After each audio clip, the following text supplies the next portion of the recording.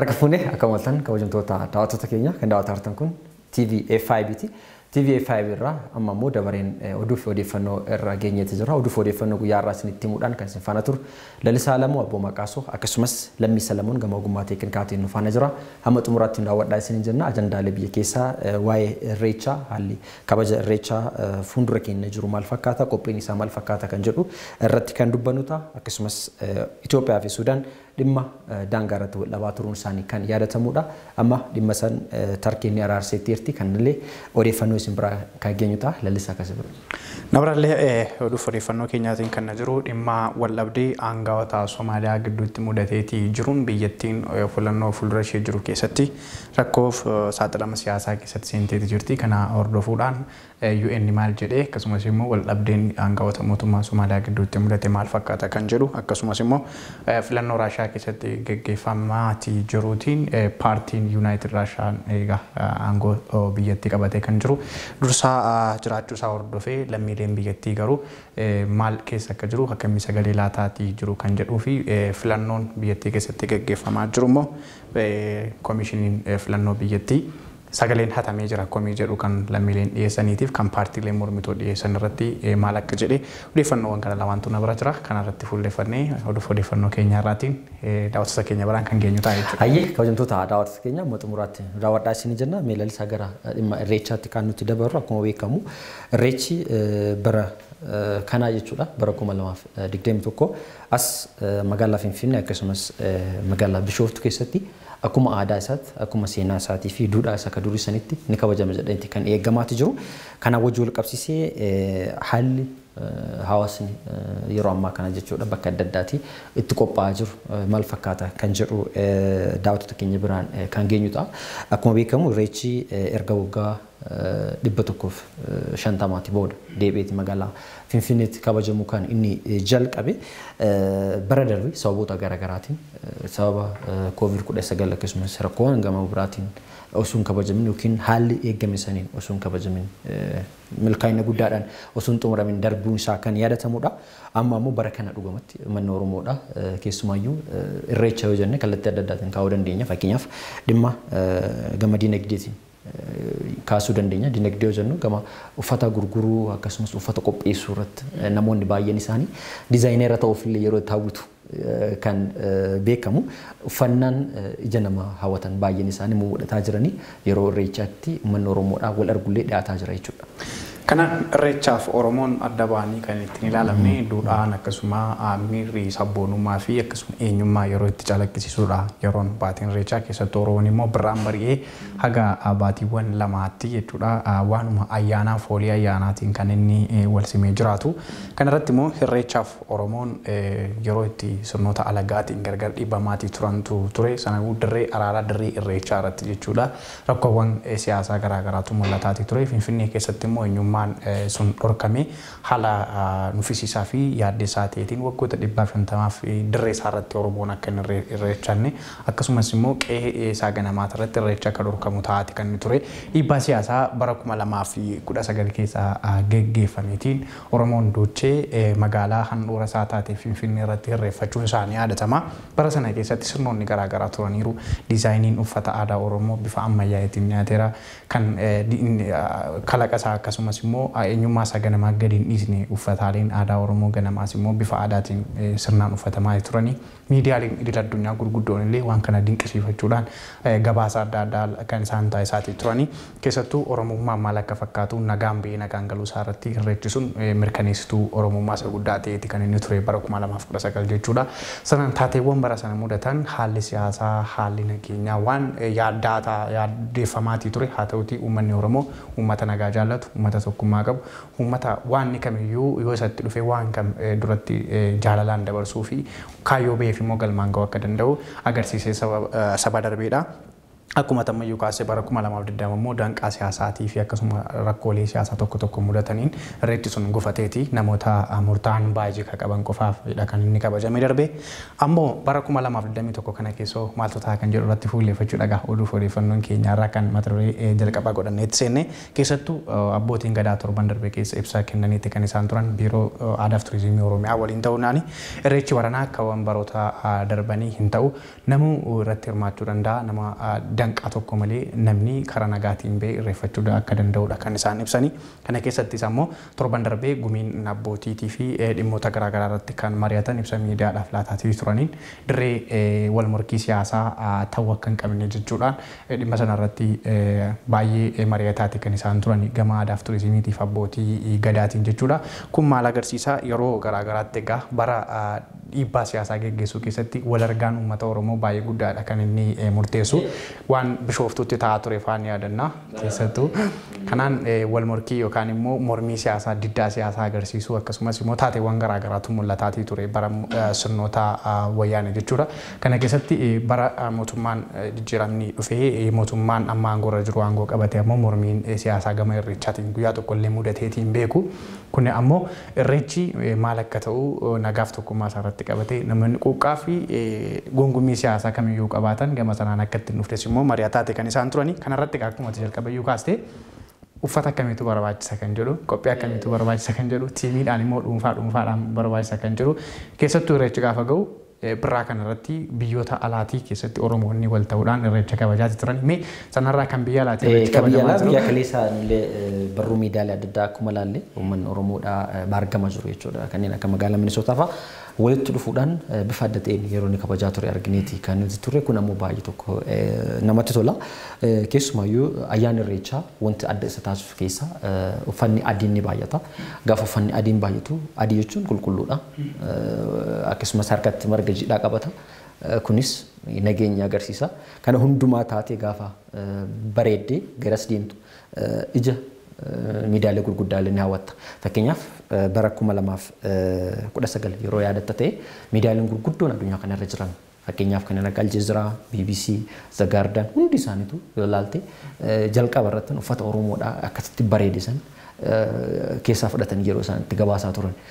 Yeroo kana baay'ee tokko akka namatti toluu fi keessa namaatti miira guddaa kan uumudha. Kanaaf dizaayineroonni baay'een isaanii jechuudha. Yeroo ammaa kana gabayaa kana keessa jiran gabaa uffata hodhuu keessa jiran baay'een isaanii waan kanaan xiyyeeffatan waan hojjetaa jiran fakkaata. Kun ammoo Oromoon gama kanaan yookiin gama uffata aadaa idil addunyaatti mul'isuudhaan aadaa ofii gama addunyaatti ol baasuudhaan guyyaa kanatti wanni fayyadamu adda isa taasisaa jechuudha. Eenyummaa isaa addunyaatti agarsiisuun guyyaa kanatti adda calanqee addaati. Uummanni addunyaarra jiru baay'een isaanii gaafasan ijatti kenna. Kanaafuu dhimma kana xiyyeeffannaadhaan warroonni hojjetan akka gabayaa qofa osoo hin taane uummata Oromoodhaa akka addunyaatti mul'isuudha jechuudha. Durallee uummanni Oromoodhaa uummata Itoophiyaa keessa qofa jiraatu miti. Uummata gaanfa Afrikaa keessatti bal'inaan sadarkaa guddaa qabu. Afaan isaa uummata guddaa ta'ee fi saba guddaa akka ta'e beekamaadha. Sabni guddaan kun eenyummaan isaa waggoota hedduuf dhoowwamee ture waggoota hedduuf akka barbaadessanittan silaa saba gaachana guddaa ta'u osoo danda'u of duuba deebi'ee waggoota hedduuf sababa siyaasaatiin gadi deebi'eeti rakkoo guddaa keessa akka ture beekamaadha. Amma ammoo san keessaa bayyanatee yeroo ammaa kanatti gama fakkeenyaaf gama weelluutiin yoo ilaalte ta'e tibba kana yookiin yeroo ammaa kana jechuudha. Aartistoonni Oromoodha gama sana wanta agarsiisaa jiran gama diizaayinii uffataatiinis wanta amma mul'ataa jiru kun uummanni Oromoodha akka itti gammaduu fi akka itti boonu waan taasisuuf guyyaa kanarratti amma waan kanaan yaadachiisti. Akka Oromootti akka sabaatti waan nuti sabboonummaa Oromoodhaaf goonuu fi waan eenyummaa Oromoo calaqqisuudhaaf goonu yeroo hundumaa saboota biraa biratti ija siyaasaatiin ilaalama. Siyaasaaf kana godheef jedhama. Namoonni keenya immoo Oromoodhuma ta'anii rakkoo hubannoo addaatiin kan nyaatamanii wantoota siyaasaatiif eenyummaa aadaaf sabboonummaa kana walitti hidhuudhaan waan hundumtuu siyaasaaf akka itti dhimma ba'amutti kan yaadamutu jira.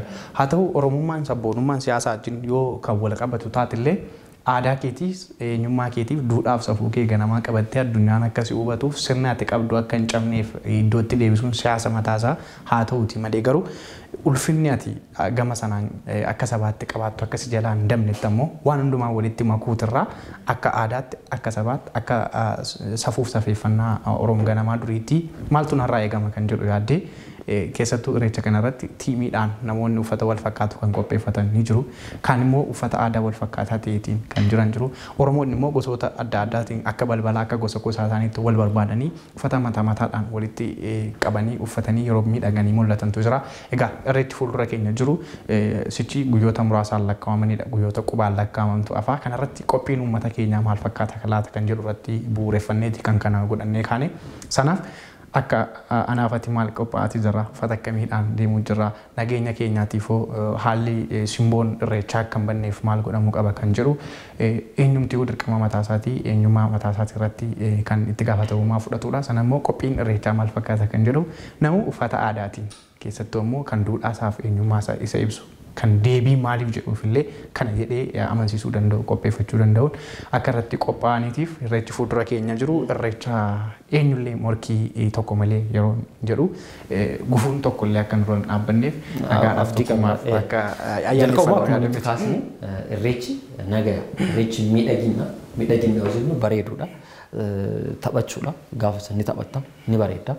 Waan uffattee saniin gammadaa walta irreechi bakka gaa'elleetti uumatan namoonni fakkeenyaaf namoonni Oromoo bahaa jiru kan kibba jiru gaafattu wal argu kan dhiyaa jiru kan bahaa jiru gaafattu wal argu kallattii adda addaatiin dhufee gaafa wal hammatu walitti makamee wal taphatu gaafa sanamu waliin gammadee waliin nyaatee gaafa itti dhugu waan ta'eef kana keessatti wantoota baay'eetu akti ta'a wantoota baay'eetu jijjiirama waan ta'eef irreechi nagaya miidhagina bareedina jaalala jenneetumaan kanaaf magaalaa Finfinnee keessatti immoo addaadha keessattuu bakkawwan murkii siyaasaaf hamtuu taate magaalaa Finfinnee keessatti yeroowwan garaagaraatii fi bakkawwan aadaan sabootaaf sablammoota garaagaraa bifa adda addaan itti calaqqisiisanii fi olaantummaan saboota bakka itti mul'achuu kajeeluu keessattidha kan irreechi kun kabajamu jechuudha.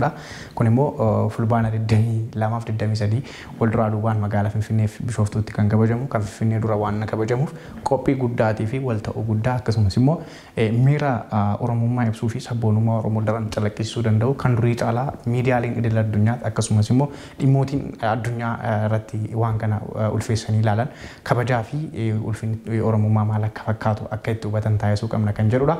Kana yoo jenne dhimma irreechaa irratti immoo jala bu'uudhaan guyyaadhaa guyyaatti taateewwan qophiiwwan jiran kan daawwattoota keenya biraan geenyu ta'a. Kana jennee ajandaawwan keenya kan odeeffannoo lammaffaatti osoo jenne gaarii. Tole qabxii keenya isaa lammaffaatti kan nuti dabarru akkuma beekamu qabxii keenya isaa lammaffaatiin asuma biyya ollaa keenyaatti kan nuti dabarru. Osoo achi hin dabarrin garuu dhimma Itoophiyaa fi dhimma Suudaan kan osoo dubbannee bareeda dhimma biyya keessaa waan ta'eef Itoophiyaa fi Suudaan dhimma daangaa lafaa qonnaa kanarratti walii dhabdee guddaa erga keessummeessuu eegalte bubbilee jira keessumaayyuu wal gaarreffannaan dhimma lama fa'aa qofa osoo hin taane dhimma Abbaayyaa wajjin wal qabatee dhimma hidha guddichaatti wajjin wal qabatee Itoophiyaa fi Suudaan akka duriisan michooma dur qabasan yookiin gaarummaa dur qabasan ammatti akka hin qabne beekamaadha. Sababbiin isaa tokko sababuma dhimma daangaa kanaatiin wajjin wal qabateedha. Suudaan daangaa Itoophiyaatti as darbuudhaan lafa Itoophiyaadha kan qonnaaf ta'u kan Alfashiqaa jedhamu erga qabatte keessa seentee baay'ee bubbultee jirti. Kanatti irratti jechuudha dubbii himaa ministeera dhimma alaa ambaasaadar Diinaa Muftii yeroo garaagaraatti ibsa garaagaraa kennaa turuun isaanii kan yaadatamudha. Amma dhimma sanii wajjin wal qabsisee akka tajaajilli oduu Anaadool jedhamu waabeeffachuudhaan kan akka gabaafametti kan Turkii Anaadoolidha. Inni ammoo kan waabeeffate madda oduu Suudaanii Sunaa jedhamudha. Suudaan Tarkiin araara dhiyeessitee fudhachuudhaan Suudaan tole jechuudhaan Itoophiyaa wajjin mari'achuuf akka ta'an beeksifteeti kan isheen jirtu. Ni yaadannoote Suudaan yeroo darbee jechuudha dhimma TPLF fi mootummaa federaalaa gidduu jirullee ni araarsa jettee yeroo isin dhiyeessite mootummaa federaalaa akka isin galchine yeroo itti ibsee turee fi dhimma sanii wajjin wal qabsiisee dubbisa akka akartee yookiin dubbisa sanillee akka cimsitee turte beekamaadha. Amma immoo erga muummee ministeera Itoophiyaallee Dr. Abiy Ahmed yeroo darbe keessa jechuudha torbaanota darban gara 15tti deemuu danda'a. Yeroo darbe san keessa achi Tarkii deemanii Pirezidaantii Tarkii Rasiib Xayyiq Erdogan wajjin mari'atanii booda dhimmoota garaagaraatti waliin mallatteessanii turanii amma immoo Tarkiin jaarsummaadhaan jaarsummaan biyyoota Arabaa kun biyyoota Afrikaatti hojjetaa jira. Waan si dhibu kanarratti jechuudha muummeen ministeera Itoophiyaas haa ta'u kan gama walabummaa Sudaaniitiinis kallattiidhaan mootummaa Turkii waliin mari'ataniiti kan isaan jiran jechuudha. Erga waliin mari'atanii booddee keessattuu amma dura ta'an walabummaa mana maree walabummaa Sudaan kan Abdul Fattah Al-Burhaan jedhamu waxabajjii darbe keessa jechuudha. Waa'een Sudaan irratti waan baay'ee mari'ataniiti kan isaan jiran mootummaa Turkii waliin jechuudha. Pirezidaantii Turkii waliin. Kanaanis ammoo muummee ministeera Itoophiyaas immoo ji'a hagayya keessadha kan inni gama san imaluudhaaf yeroo jalqabaatiif erga lolli Tigraay biyya kana keessatti dho'eeti biyyoota irraa fagaachuudhaan gama sanatti qaari'uun marii isaan taasisan jedhamee miidiyaaleen adda addunyaa gurguddoo illee gabaasaatti kan isaan turan kan muummee ministeera Itoophiyaa Dr. Abiy Ahmed gara Turkii imaluu isaanii hordofee jechuudha. Akkasuma erga isaan muummee ministeeraa kan Itoophiyaas haa ta'u gama Sudaaniitiin immoo kan dura ta'an walabummaa Sudaan deemanii booddee waa'een araara Itoophiyaa fi Sudaan kun maal akka ta'uu qabudha kan isaan irratti yaadanii kanas immoo isin araarsa jechuudhaan gaaffii kallattiidhaan gamasii dhiyaateetiif Sudaan fudhachuun ishee immoo ajandaa ta'e ammas immoo miidiyaaleen gama Turkiitii fi kan gama Sudaan suunaan gabaasaatti kanarratti garuu miidiyaaleen gama Itoophiyaatiin jiran waan baasan hin jiru jechuudha. Haa ta'u Itoophiyaadhaaf Sudaan biyyoota michuu waliif ta'anii yeroo Misrii fi Itoophiyaan illee dhimma hidhaa guddicha laga Abbayyaa irratti wal morkaatii turan michuu ishee isa guddaa turte Sudaan Itoophiyaadhaaf jechuudha. Haa ta'utii lola Itoophiyaa keessatti mudateen kan kaaba biyyattiitti dho'een jechuudha. Kan uummatuu kaasee lafa qonnaadhaaf baay'ee mijooftuu taate qonnaan bultoonni Itoophiyaa yeroo garaagaraa irratti wantoota oomisha garaagaraa irraa fayyadamuudhaan beekaman egaa kan kooti jechuudhaan bakka Alfaa Shigaa jedhamu san kan uummatuu kaastee kan kooti jechuudhaan Sudaan lola hamaa keessa seentee kanaan waraana Itoophiyaan naannoo sanaa qabdu sababa lola sanaaf yeroo muraasaaf buqqee kan ture hordofee bakka sana qabachuu isaaniitti kan rakkoo hamaadhaaf waraana Itoophiyaa fi Sudaan gidduutti sababa rakkoo sadarkaa aasaatii fi walaansa arrabaa irratti kan isaan fuulleffatanii haa ta'utii gama waraanaatiin wanta walitti dhukaafameetii fi dirmammuun waraanaan isaan madeesse tokko illee hin jiru haga ammaatti jechuudha. Gama biraatiin rakkoowwan kana furuudhaaf gama Itoophiyaatiif Sudaaniin daangaa waloo mariidhaan hiikuu kan jedhu dhaabbanni wayii dhaabbateeti kan isaan ture. Dhaabni sun gamaa gamanatti ture amma ammaatti rakkoon akka hin uumamneef sadarkaa yaadaatti qofaadha kan jiru. Haa ta'u Tarkiin biyya kana irratti akkamittiin araarsuu dandeessi lafii Alfaa Shagaa jedhame kun kan eenyu ta'a kan jedhu ammoo wanti miidiyaaleen kun ibsan hin jiru. Jaarsummaan kun immoo maal irratti bu'uureffate maal giddu galeessa godhata kan jedhame wanti kallattiidhaan kaa'ame hin jiru. Ammatti garuu jaarsummaadhaaf qophaa'oo ta'u akka araarsitu dhaamuu ishee araara kana jalaa immoo Sudaan awwaachuu isheeti. Gama Itoophiyaatiin immoo maaltu jira kan jedhu immoo wanti nuun dhageenye waan jira. Biyyoonni gama Middle East ta'an irra jireenyaan fakkeenyaaf biyyoonni gama san jiran jechuudha. Baay'een isaanii yeroo darbe yeroo Keeniyaa fi Soomaaliyaan wal dhabdee turte yeroo Kaatar ni araarse jechuudhaan araara sana fudhatanillee ni yaadanna. Kaatar yeroo sanitti Keeniyaa fi Soomaaliyaan dhimmootuma daangaa irratti wal dhabanii turan daangaa naannoo Odollaa irratti wal dhabdeen sun beekamaadha. Yeroo dheeraaf amma mana murtii yakka idil addunyaatti illee wal geessuudhaaf yeroo isa wal gaarreeffataa turan ni yaadanna.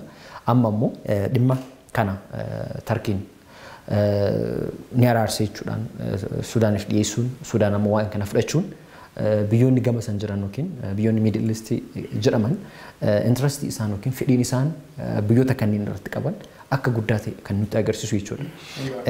Biyyoonni gama san jiran baay'een isaanii jechuudha. Kaatar fa'aa fudhattee Suudi Arabiyaa fudhattee biyyoonni naannoo Middle East jiran interest isaanii guddaan naannoo kana Horn of Africa gaanfa Afrikaa kana.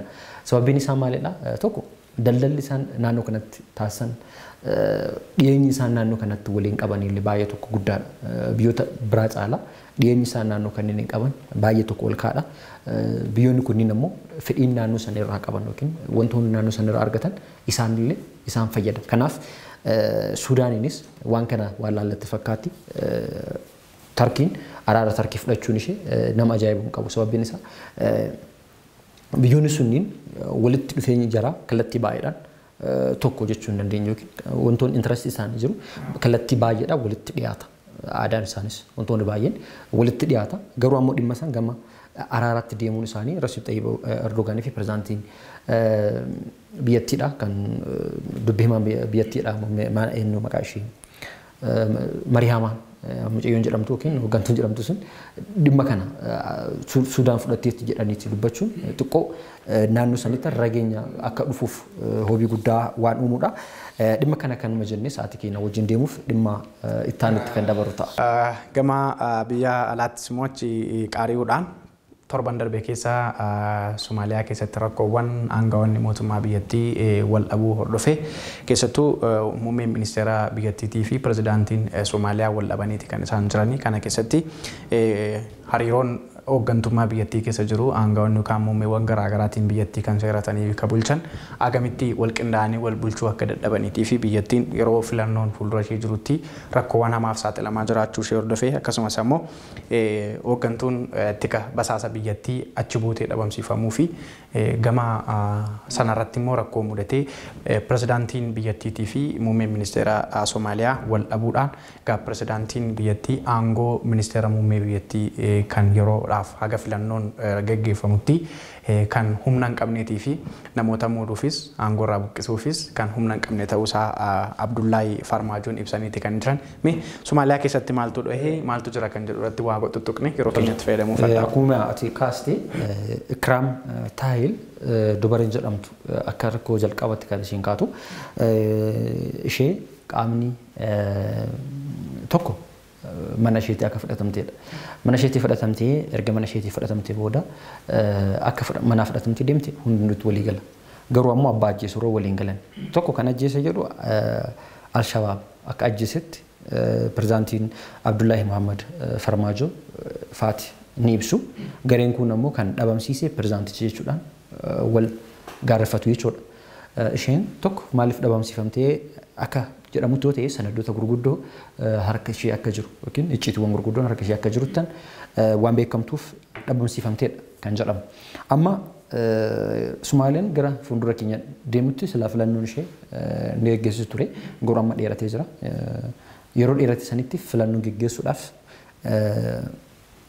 adeemsa eegaltee kan isheen turte filannoo geggeessuudhaaf jechuudha. Garuu filannoo san geggeessuudhaaf duratti amma hokkora keessa seentee kan isheen jirtu. Filannicha osoo hin ga'iin Farmaajoon aangoo Prime Minister yookiin muummee ministeera irraa ari'anii jiran. Hojiirra dhaabsanii jiran. Muummee ministeera immoo maaliif akka isaan dhaabsisan hin himne. Uummata isaaniitti ifan goonee jechuudha. Kunis tokko gara fuulduratti maal ta'uu danda'a amma sodaan qaamolee adda addaa kataa jiru irra jireessaan jechuudha. Sodaan guddaan akkuma beekamu waggoota 10 dikeedii duubatti deemnee yoo ilaalle Somaaliyaan waggoota hedduuf wal waraanaa turte. Mootummaa malee turte. Garee baay'eedhaan yookiin qaama hidhate qaama gosaa dabalatee garee akka Al-Shabaab fa'aan yeroo baay'ee wal waraanaa turte. Gama sanatti akka hin deemnee fi qaamoleen lamaan kunniin kaawunsiliin lamaan kun bakka addatti fottoquun aangoo baay'ee ulfaata. Keessattuu amma Ikraan Taahiliin ajjeefamuu hordofee qaamolee muummee ministeeraa biyyattiitii fi kan pirezidaantiidhaan jiranii bakka lamatti wal cabsaniiti kan isaan jiran. Bakka lamatti wal cabsuu isaaniitiin addatti ammoo qaamni dhaabbata tikaa Somaaliyaa yeroo ammaa kanatti bakka lamatti wal diigeetinnis kan jiru. Kun ammoo Ikraan Taahiliin du'uu ishee hordofee qaamni aangoo basaasa biyyattii of harkaa qabaatee aangoo kan itti fufuu danda'u kan muummee ministeeraa kan aangoon isaanii dhorkameetiin namoonni bakka bu'an ni jiru. Erga Ikraan duutee achi buutee dhabamsiifamtee du'uu isheetiif achi buutee dhabamsiiftee wanti reeffa ishee ilaalamee adda ba'amee jiru hagammaatti sanaadha kan biyyattiidhaaf yaaddoo ta'atii jiru. Kan humna pirezidaantii biyyattiidhaan yookaan immoo Abdullaahi Farmaajoodhaan muudaman immoo tika biyyattii hoogganuu danda'u jedhamanii kan kaa'aman immoo kophaatti jiru. Warreen kun egaa bakka lamatti cabaniiti jiru. Walumaa gala kan muummee ministeera biyyattiidhaan muudamanis aangoo biyyattii nuti of harkaa qaba jechaa jiru kan gama tika basaasaatiin jechuudha. Kan pirezidaantii biyyattii Abdullaahiidhaan muudamanis immoo warreen isaan muummee aangoo biyyattii kan gama tikaatiin jiru of harka galfatanii isaaniitidha kan hoogganaatii jiru. Warri kun gara lamatti wal cabsanii aangoon biyyattii keessa jiru osoo filannoon hin dhiraatiin bakka lamatti wal diigeetti kan inni jiru. Amma dhimmi pirezidaantota lamaanii kun adda qoodamuun hooggantoota lamaan jidduutti adda qoodamuun filannoo dhufuufillee rakkoodha. Dhaabbata mootummoota gamtoomanitti ergaman addaa kan ta'an James Iswaars dhimma kan Aljazeera irratti yeroo dubbatan qaamonni lamaan kunneen adda fottoquun isaanii sodaa akka uumee fi sodaa itti akka ta'aa jiru gaasameeti kan jiru. Kanaafuu Somaaliyaan maal taati garam deemti kan jedhu jala buune. Kan hordofnuti kan biraatiin immoo itti aanaan hoogganaa UN immoo muummee ministeera Somaaliyaa waliin wal argachuudhaan haasaa waliin taasisaniitti kan isaan jiranii filannoo fuuldura Somaaliyaan gaggeessuuf jirtu kan hagayya tokko haga 25tti gaggeesti haal kallattiidhaan jechuudha Somaaliyaan filannoo kana. Egaa itti aanaan UN kun Somaaliyaan bakka duriitti deebi'uu malti sodaa jedhuun wal dhabdeen gidduu keessanitti mul'ate kun akka hin babal'anneef naamusaa fi tasgabbiidhaan wal mari'achuudhaan furuu qabdu jechuudhaan dhaamaniitti kan isaan jiranii. Egaa biyyootiin garaagaraa dhimma kanarratti sodaa qaban keessattuu biyya waraanaan nyaatamtee jireenyi biyyattii lammiileen baay'ee yaaddoo hamaa keessatti kufee turetti gama isaanii sodaa qaban dhaamaatti kan jiranii. Kana jenne egaa yeroo keenyatti fufuudhaan qabxii keenya isa xumuraatti kan nuti dabarru ta'a jechuudha. Inni xumuraa akkuma beekamu gara Raashiyaatti deemna. Raashiyaan dachee guddaa addunyaa kanaati, biyya guddoo addunyaa kanaatidha. Biyyi kun waggoota hedduuf akkuma beekamu erga pirezidaantii Puutiin hoogganamuu eegalte amma waggoota gara 20 wayiitiif deemtee jirti. Puutiin ganna yookiin umuriin isaanii waggaa 68 akka ta'etti kan himamu 69 kan jedhu ni jira. Haadha manaa isaallee nama hiike akkasumas nama waa hundumaa milkaa'e yookiin nama waa hundumaa nu milkaa'e jechuudhaan gabaafama. Sababiin isaa waggoota 20 oliif biyyattii kana bulchanii jiranii abbaadhaan rifoormiiwwan haaraa baay'ees baasanii jiranii. Daangaa Raashiyaadhaalee babal'isanii jiranii. Yuukireen illee deebisanii of jalatti qabatanii jiranii. Keessumaayyuu abbaa qabeenyaa guddaa addunyaa kanallee ni jedhamu. Icciitiin qabeenya isaanii baay'ee ni haasa'ama. Garuu ammoo filannoo irra jirti Raashiyaan. Filannichis amma xumuramee jiranitti fakkaata. Kanaaf wajjin wal qabsiisee sagaleen baay'een baanis filannoo bara kanaa ammoo qaamoleen hedduun hirmaanne filannoo qaama kanarratti qindoomina Awurooppaa dabalatee dhaabbileen taajabdoota dhaabbata dhimma nageenyaa gurguddoon filannoo bara kanarratti ni hirmaanne. Kunis dhiibbaa aangawoonni Raashiyaa taasisanii jechuudha. Kanaaf Raashiyaan keessattuu immoo bara 1993 jalqabee haga filannoo bara kanaatti guyyaa tokko hirmaatanii beekanii taajabdoonni idil addunyaa jechuudha. Kan immoo qondaaltonni aangawoota mootummoota kan Raashiyaa seeraa taatii jiran taajabdummaa akka hin barbaannetii fi filannoon biyyattii keessatti maal fakkaata kan jedhu kan nama taajabsiisudha. Keessattuu ammoo Raashiyaa keessatti siyaasa biyyattii hedduminaan akkasuma immoo pirezidaantii Raashiyaa Vladimir Puutiniin qeequun kan beekamu Alexei Navalnyiin jechuudha. Mana hidhaa keessattidha kan inni sakaalameetii jiru. Bakka inni hidhamee jiruttidha kan filannoon biyyattii keessatti gaggeeffamaatii jiru. Kan paartiileen morkattoonni biroon illee biyyattii keessatti hogguramanii filannoo irratti hin hirmaanne. Kun immoo komii paartiilee mormitootaa komishinii filannoo biyyaalessaa kan Raashiyaa irratti dhiyaataatii ture. Morkiin paartiileen morkattootaa dhiyeessan sirrii miti jechuudhaan waan jiru ifoomsaati kan inni ture jechuudha komishiniin boordii filannoo Raashiyaa. Haa ta'uutii egaa yeroo Alexei Navalnyiin hidhamee jiru kanatti filannoon haa gaggeeffamu haa jennu. Akkasumas immoo lammiileen Raashiyaa keessa jiran hedduminaan pirezidaantii Raashiyaa Puutiniin jechuudha yeroo isaan itti sagaleen isaanii qulqullinaan ittiin dhaga'amnee fi isa deeggaruu irratti hin fuulleeffannettidha kan inni filannoo kana injifataatii jiru. Filannoodhaan injifataatii jira. Deeggarsiin uummataa garuu gama sana hin jiru. Kun maaliif kan jedhu ammoo miidiyaaleen garaagaraa gabaasaati kan isaan jiran. Gama filannootiin wal qabatu rakkoowwan garaagaraati kan biyyoota gurguddatan keessatti mudatu. Sagaleen hatameetii jira kan jedhan hedduminaan paartiilee morkattootaati kan himataatii jiru. Lakki filannoon hin hatamne sagaleen sirnumaan kennamaatii jira jedha komishiniin filannoo biyyattii of harkaa qabatee jiru. Erga sirnaan gaggeeffamaatii jira ta'e ammoo akkamittiin sagaleen uummata bakka irraa dhaga'amu mormii hamaadha. Keessattuu akka komishiniin filannoo jedhutti 50 harki 46 paartii aangoorra jiru Yuunaayitid Raashiyaa filatee akka jirutti kan inni himu. Bakkeedhaa kan odeeffamu immoo bakkeewwan paartiileen mormitoo hoggaramanii jiranitti hidhamanii jiranii sagaleen hatameetii jira jechuudhaan komii kaasu. Kanaan egaa walumaa gala guyyaa kaleessaa immoo erga sagaleen karaa komishinii filannoo biyyattii mirkanaa'e paartiin Yuunaayitid Raashiyaa mootummaa guutuutti injifannoo isaa labsateetti kan inni jiru jechuudha. Yeroo tokko filannoo biyyoota guddaadha. Filannoo Afrikaa illee ga'u jechuun danda'ama. Sababbiin isaa fakkeenyaaf amma sanduuqni filannoodha. Baay'een isaanii iftoominni akka hin turre. Akkasumas namoonni baay'een ammoo dirqamaan filataa akka turan.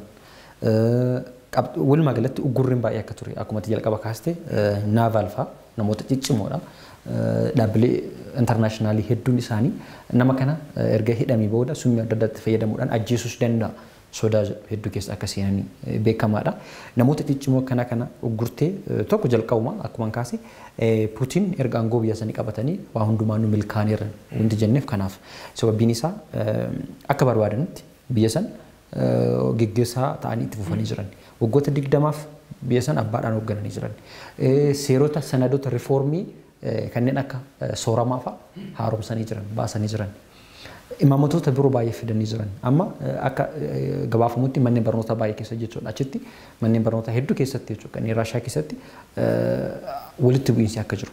Bakka adda addaatti fakkeenyaaf kolleejjiiwwan adda addaa keessatti bakka adda addaatti qaama poolisaatiin sakatteen geggeeffamaa akka jiruu fi rakkoon akka jiru kan gabaafamaa jiran. Kun hundinuu maal agarsiisa?